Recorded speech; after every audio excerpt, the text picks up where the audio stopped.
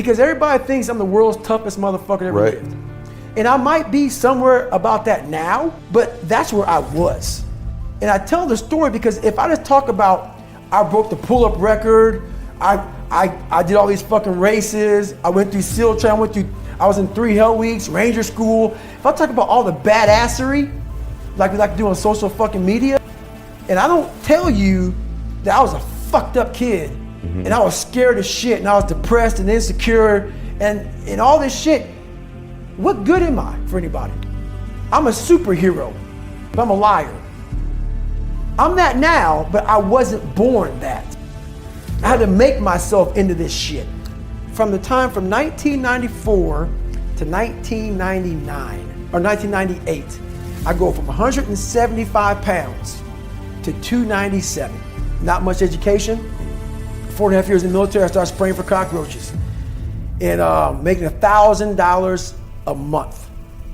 And I had an $810 apartment. Whoa. So I'm scrounging, dude. Yeah. And so my life is hard. And but fuck it, I'm spraying for cockroaches from 11 o'clock at night to 7 o'clock in the morning, and that's my life. But once again, man, you can't lie to yourself. I can lie to you, and I can lie to everybody else, and I was great at it. But buddy, every fucking day, in that dirty mirror, that accountability mirror was no more. Fuck that accountability mirror, let's just fucking shave my head and go to work. But I saw my reflection every day. But I really didn't know how fat I was. I didn't even want to look at myself. But I was haunted. These demons were in my head every day. Man, you ain't shit, man. This time, my routine was to come home, turn the TV on, listen to the TV, like blare it. Cause like literally, I have this big living room and my shower was like back down the hallway. So I turned the TV on and like blare the TV and kind of like listen to it a little bit as I showered. I'm hearing Navy SEAL. Heard about them, knew about them, but now I want to come out and see what the fuck I'm talking about. 'Cause I heard world's toughest. So I come out and watch this documentary. And I see nothing but this jackhammer. Guys, snot bubbles and just rolling around, sugar cookies, and in and out of the surf. And carrying these boats and logs. I'm like, fuck, that shit looks evil. But guys, as they quit, I saw like their soul leaving their bodies almost on screen because this look came over them. And I imagine, I remember myself back in pararescue training, I bet that's how I fucking looked in front of that fucking Sergeant Lundberg. And I bet he could see in my eyes that I was basically quitting. He knew I was quitting. He just gave me a medical. That motherfucker knew it. As a man looking at another man, you know when the man's done. And I'm like, so I thought about Sergeant. I said, that motherfucker knew I was quitting, dude. He just didn't, he saved me and didn't want to tell me I was quitting. He knew it. Because I can look at somebody now and say, okay, dude, you're good. But I know you're quitting. It ain't your fucking knee or your back or whatever. You're quitting. He saw that in me, and I said, motherfucker, man. So now I'm watching these guys go through training, and it goes down to 22 guys are left. And it was amazing how it ended. Because these words, I don't know them exactly, but it's in my book exactly. And this commanding officer's at graduation, and these 22 guys graduate buds. And he's looking hard, and this speech was amazing. He goes, we live in a society where mediocrity is often rewarded. And he looked down at the 22 men and he says something about basically you all detest mediocrity.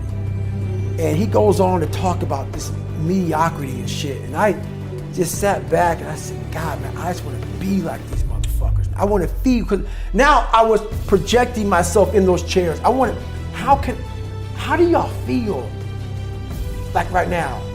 And I go, I want to feel like you 22 men, I want to feel like that, man. I said, I'm tired of feeling the way I feel every day. I'm tired of how I feel. I'm tired of lying to myself, lying to people, and just being some piece of shit.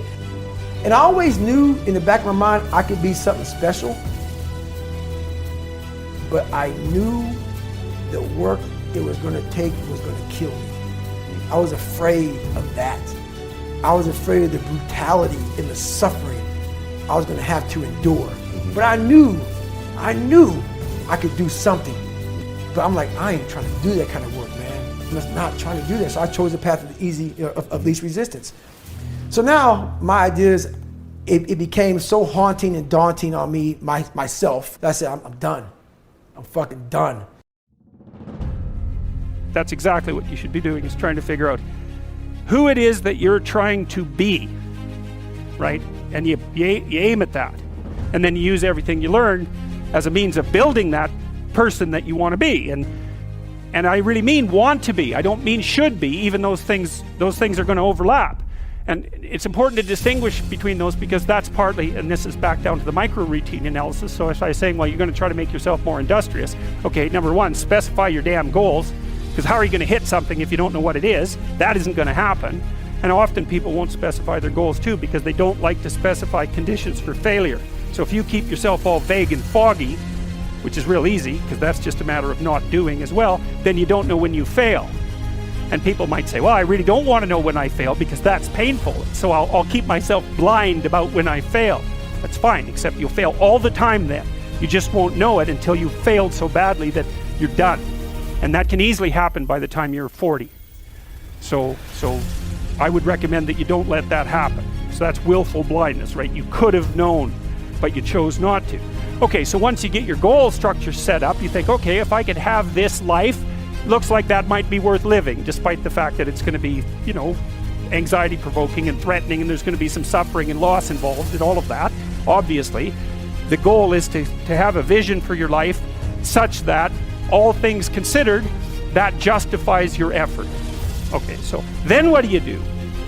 Well, then you turn down to the micro routines. It's like, okay, well, this is what I'm aiming for. How does that instantiate itself day to day, week to week, month to month? And that's where something like a schedule can be unbelievably useful. Google Calendar. It's like, make a damn schedule and stick to it. Okay, so what's the rule with the schedule? It's not a bloody prison. That's the first thing that people do wrong. They say, well, I don't like to follow a schedule. It's like, well, what kind of schedule are you setting up? Well, I have to do this, then I have to do this, then I...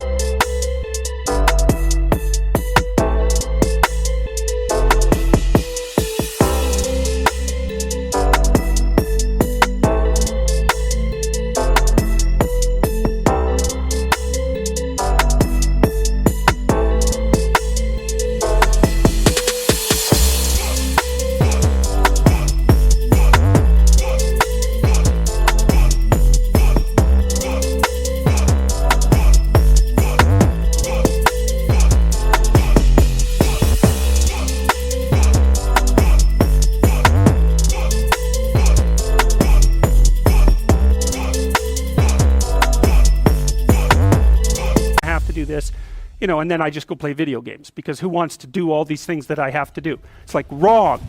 Set the damn schedule up so that you have the day you want. That's the trick. It's like, okay, I've got tomorrow. If I was going to set it up so it was the best possible day I could have, practically speaking, what would it look like? Well, then you schedule that. And obviously there's a bit of responsibility that's going to go along with that, because if you have any sense, one of the things that you're going to insist upon is that at the end of the day, you're not in worse shape than you were than at the beginning of the day, right? Because that's a stupid day. If you have a bunch of those in a row, you just dig, you dig yourself a hole and then you bury yourself in it. It's like, sorry, that's just not a good strategy.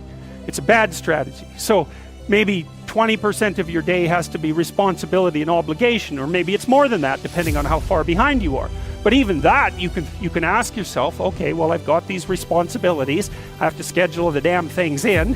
What's the right ratio of responsibility to reward? And you can ask yourself that, just like you'd negotiate with someone who is working for you. It's like, okay, you got to work tomorrow.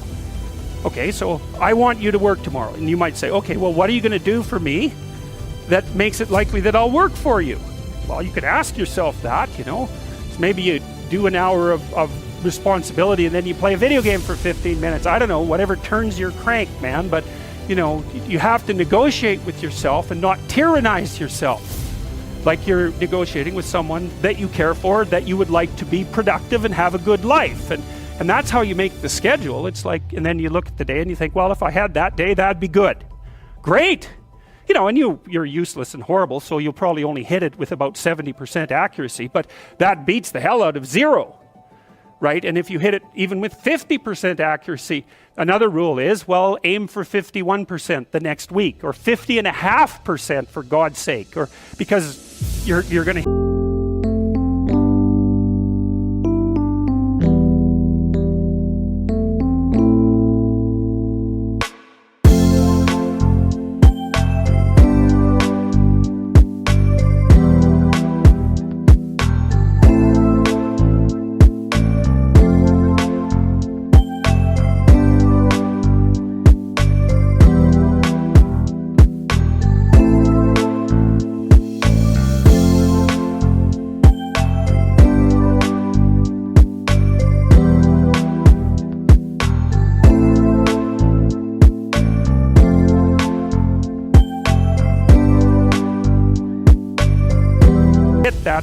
position where things start to loop back positively and spiral you upward.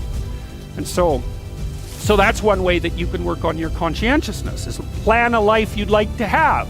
And you do that partly by referring to social norms. That's more or less rescuing your father from the belly of the whale. But the other way you do that is by having a little conversation with yourself about, as if you don't really know who you are, because you know what you're like. You won't do what you're told. You won't do what you tell yourself to do. You must have noticed that.